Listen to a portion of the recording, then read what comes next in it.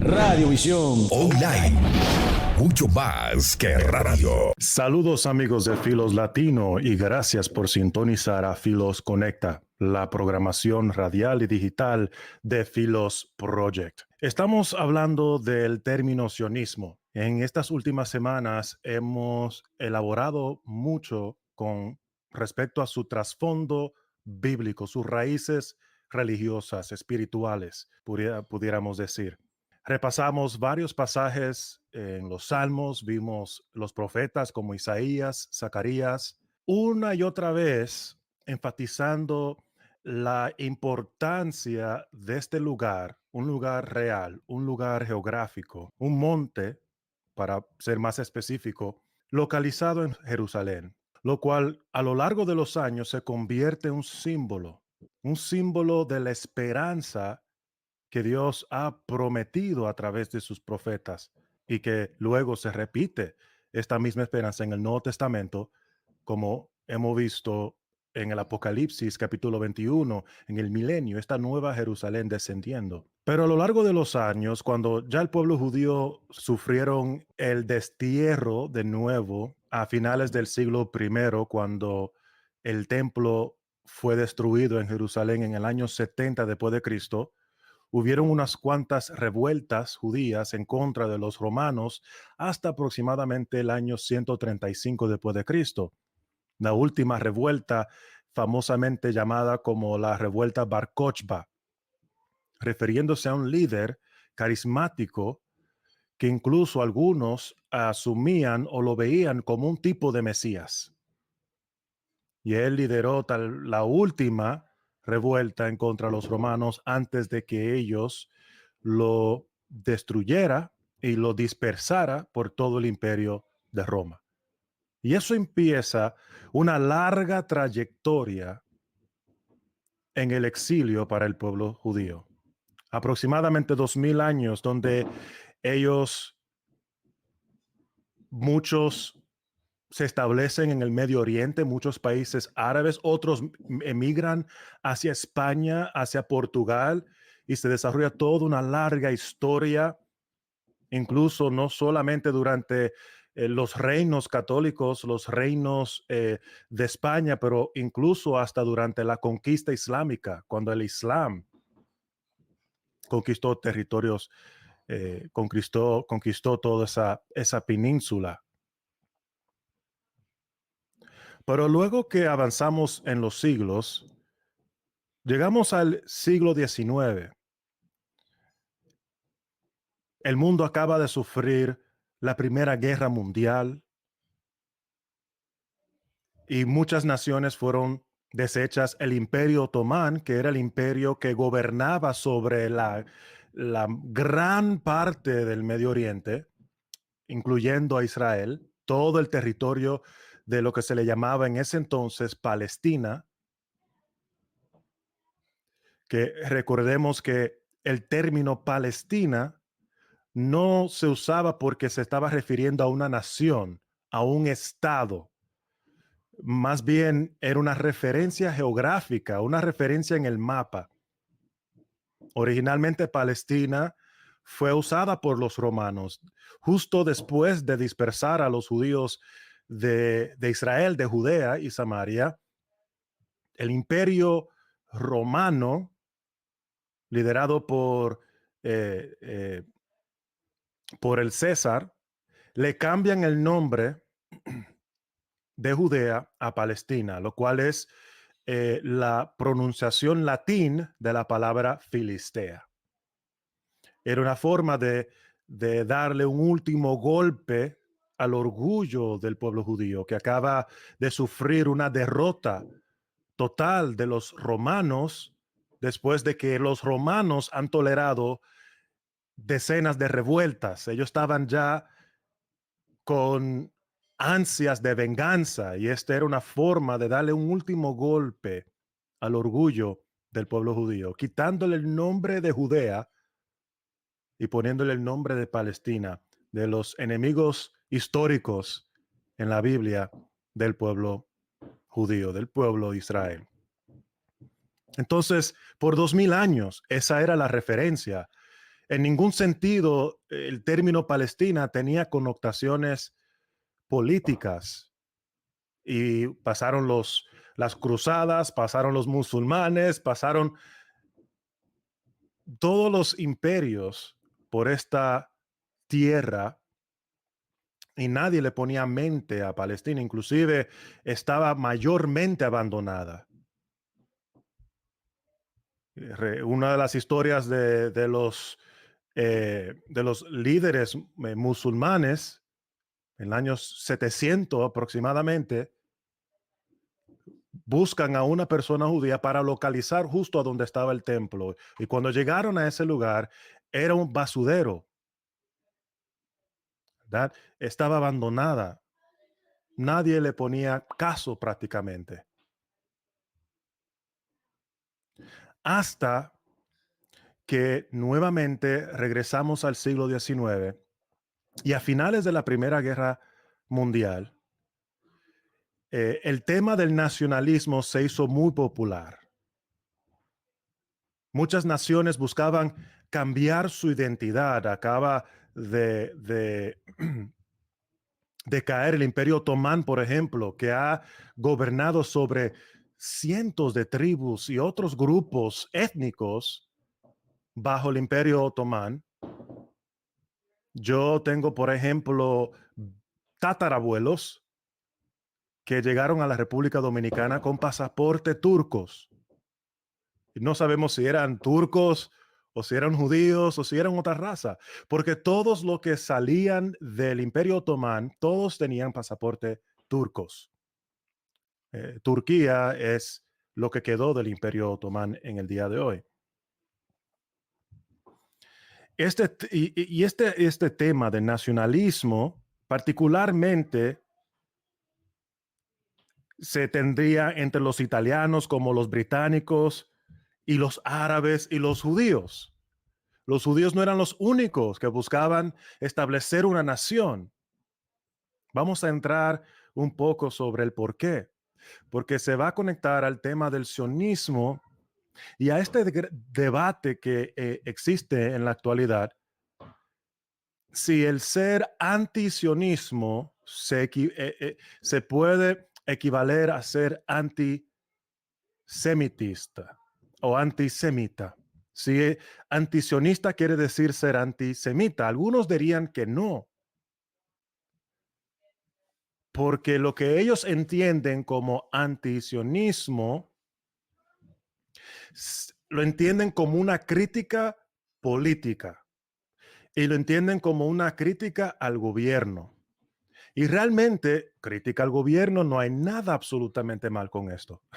Yo creo que cada ciudadano tiene el derecho de criticar a su gobierno y todos creo que tenemos bastante que decir sobre nuestros respectivos gobiernos, sea en Estados Unidos o en cualquier país en América Latina. No hay ningún pecado en eso, inclusive es un derecho y lastimosamente no todas las naciones permiten este derecho. Si, por ejemplo, eres un creyente en Venezuela y te encuentras criticando públicamente al gobierno, te puedes encontrar con problemas. Y eso lo mismo pudiéramos decir del Corea del Norte, por ejemplo.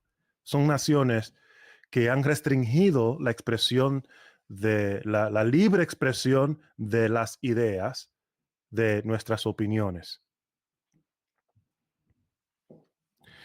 Entonces, no hay nada absolutamente mal con esto, pero si nosotros hemos visto en estas últimas semanas que el sionismo por sí solo no es solamente político,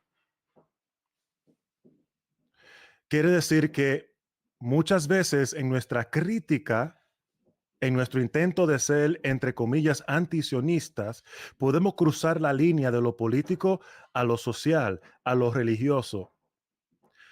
Porque todos los israelíes, pudiéramos decir que se consideran sionistas, pero no todos los sionistas en el mundo son israelíes.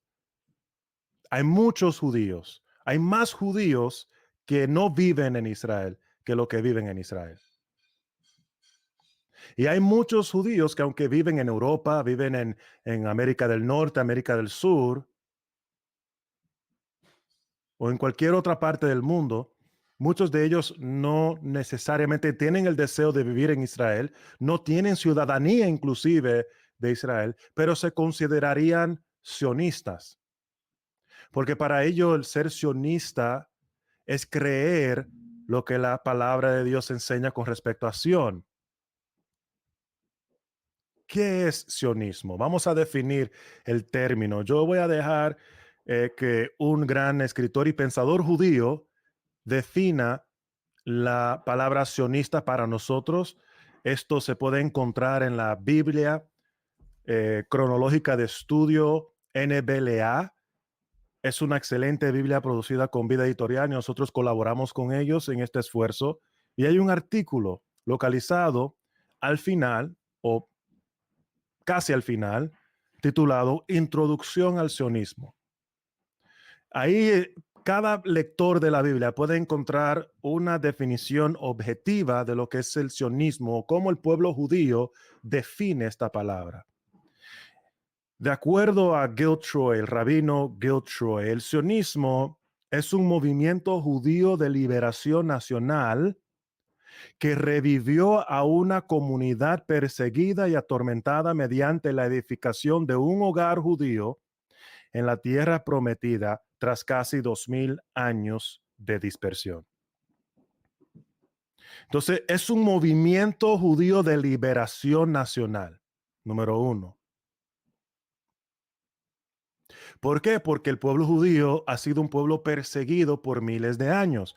Muchos dicen, pero ¿por qué ellos no viven, no se van a vivir a otro lugar? Y el problema es que por 2000 años los judíos intentaron vivir en otro lugar. Lo intentaron una y otra vez. Y el que es honesto con la historia se da cuenta que aunque ellos en momentos dados ni quisieron regresar a la tierra de Israel, se vieron obligados a hacerlo. Como fue en el caso de Theodor Herzl, la persona considerado el padre del sionismo. Theodor Herzl era un ciudadano francés, periodista francés, a mediados de este mismo siglo XIX, y él era un proponente, escuche bien, él era un proponente de la asimilización cultural como solución para el antisemitismo que ellos percibían como una enfermedad generacional. Y sí, te puedes imaginar por qué. Hoy fluyen muchísimos memes. Estaba viendo un meme. Los memes son muy cómicos, chistosos, ¿verdad? Pero lo que lo hace tan efectivo, tan viral, es que detrás de cada chiste está comunicando una cierta verdad. Y un meme hizo de titulares que habían salido, y estos titulares eran de verdad, titulares de periódicos, perdón, prominentes en Estados Unidos, si no me equivoco, eran mayormente. Y en cada titular se trataba de un tema diferente, de un problema diferente en el mundo, y terminaba acusando a los sionistas por cada problema.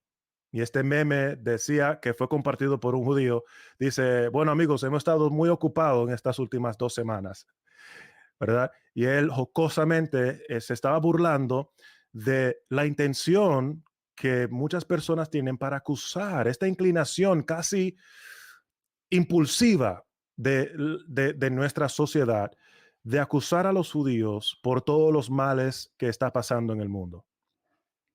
Es por eso que algunos terminan definiéndolo como una enfermedad. Yo lo considero un problema espiritual, un conflicto espiritual. Como yo consideraría el racismo como un conflicto espiritual, ¿verdad? Odiar a cualquier persona en base a su raza, en base a su religión, color de piel o opinión cualquiera política, no es bueno, ¿verdad? odiar a nadie en base a esos valores. Por eso que nació Estados Unidos, nació para ser un refugio para aquellos pueblos perseguidos en diferentes lugares. Si recordamos los peregrinos que llegaron aquí porque estaban siendo perseguidos en Gran Bretaña, los anglicanos, los bautistas tienen la historia de proponer la libertad de religión en el mundo, en ser los primeros en plantar la primera iglesia bautista en Rhode Island. Roger Williams se llamaba el gran, digamos, la gran figura histórica en esa época, porque la libertad de expresión es algo inherente en la fe cristiana, porque son derechos inalienables que vienen de Dios. Por eso que la Constitución se expresa de esta forma, porque no es perfecta, pudiera ser mejor, pero trata de lo mejor posible de captar la esencia de los derechos, de los principios que enseña la palabra de Dios, que Dios quiere que exista en cada nación. Entonces, regresamos a Teodoro Herzl. Teodoro Herzl proponía la civilización porque él decía, bueno, no hay otra manera, si los que nos odian por ser judíos, porque vivimos separados, porque practicamos nuestras costumbres, ¿verdad? Porque tenemos nuestra mirada hacia Sion.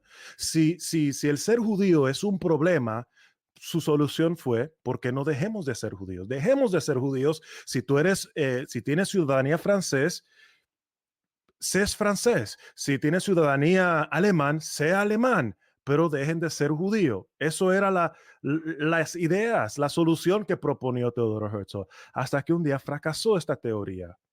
Se fracasó, y este cuento lo hemos contado muchísimo, pero fracasó cuando había eh, ¿cómo se llamaba la posición que él tenía en el ejército francés? Creo que era un capitán, si no me equivoco. Se llamaba Alfred Dreyfus en 1895.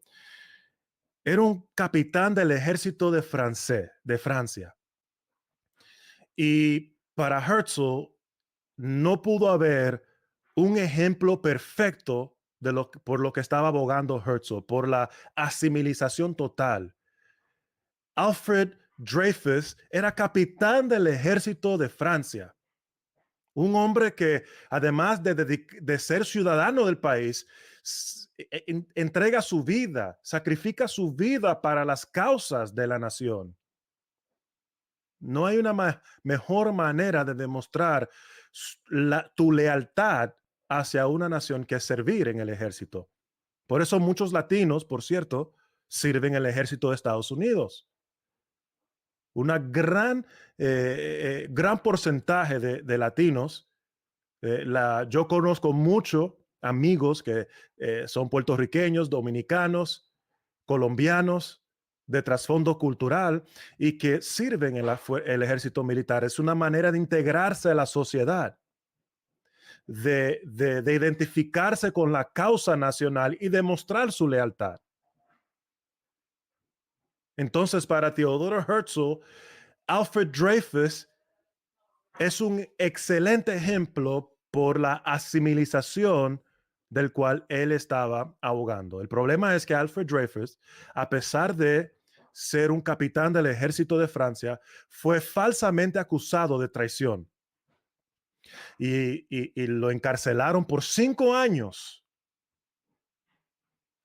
Falsamente encarcelado hasta que 5 años después los 5 personas que falsamente lo acusó confesaron en que mintieron y que lo hicieron sencillamente porque era judío.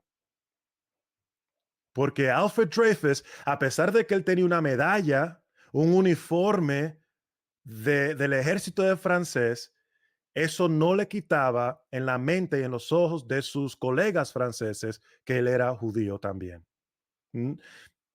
No sabemos si era o no era religioso, seguramente no lo fue, si está sirviendo en el ejército francés, pero este fue ya la última gota, digamos, que le quebró la esperanza a Theodor Herzl que él iba a poder lograr solucionar el problema del antisemitismo con la asimilización cultural.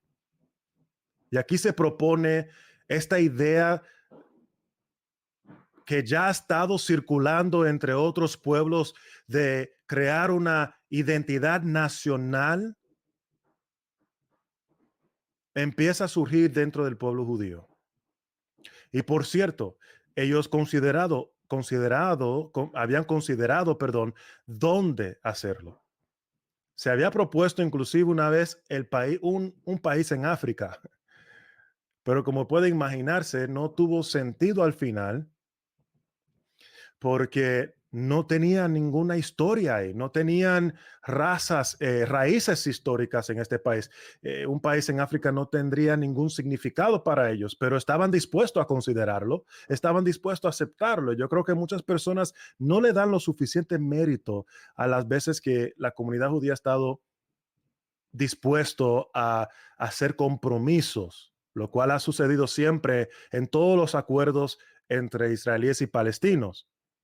Por supuesto que sus contrapartes acusa de siempre no recibir lo justo, recibir menos, pero realmente uno ve la historia y el 80% de lo que estaban pidiendo los árabes lo iban a recibir. El 80%, mientras que la comunidad judía iba a recibir la mitad de lo que estaban pidiendo y eran lugares mayormente áridas, no cultivadas, no tenían los lugares más simbólicos como Jerusalén, todas esas partes, los lugares más simbólicos religiosos lo tenían en ese entonces los musulmanes hasta 1967 en la Guerra de 6 días.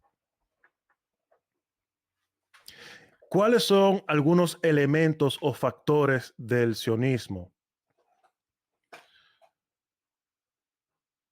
Estos son las creencias que creen los sionistas, ¿ok? Número uno, que los judíos son un pueblo, no solo una comunidad de fe. El pueblo judío, la nación de Israel.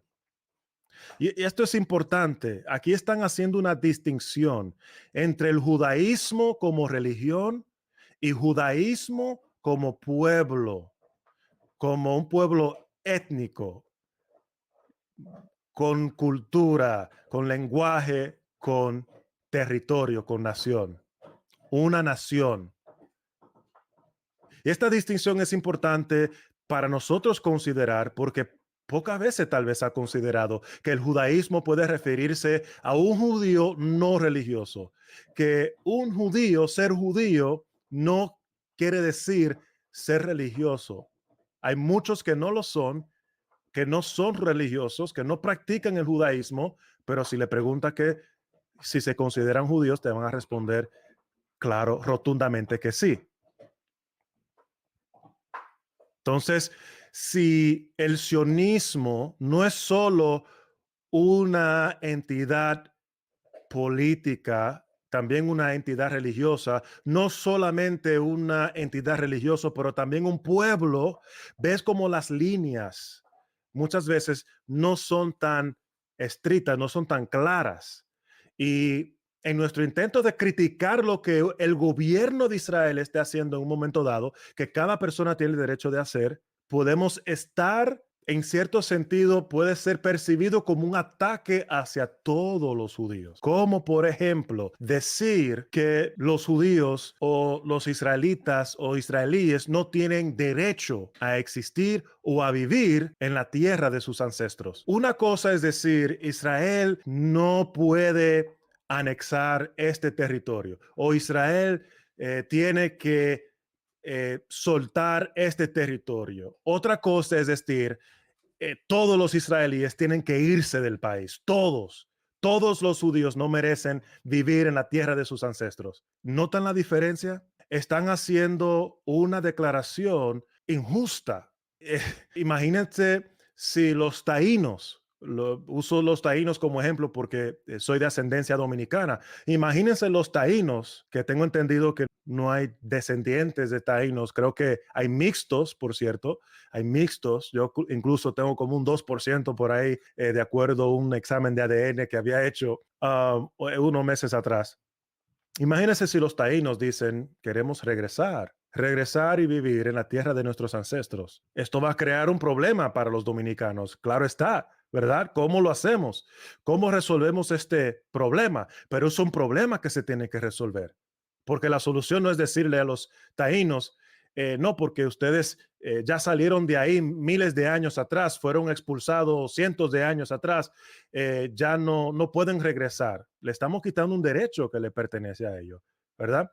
Y vamos a ser honestos, porque si seguimos investigando más y más atrás en el pasado, tal vez aprendemos que los taínos le quitaron esa tierra a otro grupo de indios y que esos indios se lo quitaron a otro grupo de indígenas. O sea, y tenemos que ser honestos con esa realidad, ¿verdad? La Biblia es honesto. Literalmente, los israelitas fueron llamados a quitarle la tierra a otro pueblo que estaban viviendo en Jerusalén, y eso los cananeos, ¿verdad? Los jebuseos. Ahora, la Biblia nos presenta razones bíblicas e inclusive razones humanitarias. Estas naciones eran injustas, sacrificaban a sus hijos vivos a los dioses paganos, violaban a sus mujeres, tenían actos horrendos, y por eso Dios mandó a la nación de Israel para castigar estas naciones. Y le quitó esa tierra porque Dios es el dueño de toda la tierra y Él tiene derecho a hacer lo que Él quiera. Tiene derecho a dárselo a quien quiera. Y en este caso, es el único caso que vemos en toda la historia en donde Dios le quita la tierra a un grupo de personas y se lo da a otra nación llamada Israel. Pero hay que ser honesto con esta verdad, porque cuando los judíos y los israelíes fueron expulsados, ¿quiénes conquistaron cientos de años después todo el territorio? Los musulmanes que vienen de Arabia Saudita. Ellos conquistaron, ocuparon y colonizaron todo esa. Por eso que todo el Medio Oriente habla árabe y habla musulmán. Si vamos a Egipto,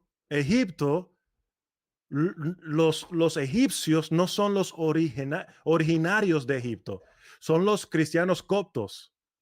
Los coptos son los egipcios que siempre han vivido en Egipto desde el tiempo de los faraones. Pero cuando el cristianismo llegó a Egipto, no sé si muchos saben, pero el cristianismo llegó a Egipto. Había una mayoría de creyentes cristianos coptos que componían la mayor parte en la población, hasta que sucedió la conquista musulmana y todo ese pueblo fueron arabizados. Los arameos, hay una comunidad aramea en Israel que son pueblos arabizados también. Pero vamos a dejarlo ahí para continuar en otra ocasión, porque se nos ha agotado el tiempo. Pero le prometo que en la próxima semana continuamos a donde lo dejamos. Espero que haya entendido en este entonces algunos elementos importantes para considerar esta pregunta. ¿El antisionismo es antisemitismo? Eso es todo por hoy. Con ustedes, su anfitrión y director de Filos Latino. Nos vemos en la próxima entrega de Filos Conecta. Chao. Este video llega a ustedes como una cortesía de Radiovisión Cristiana Internacional y el pasado programa. Si le interesa saber más información de la pasada administración, visite la descripción al final del video. Y no se olvide suscribirse, darle me gusta y compartir.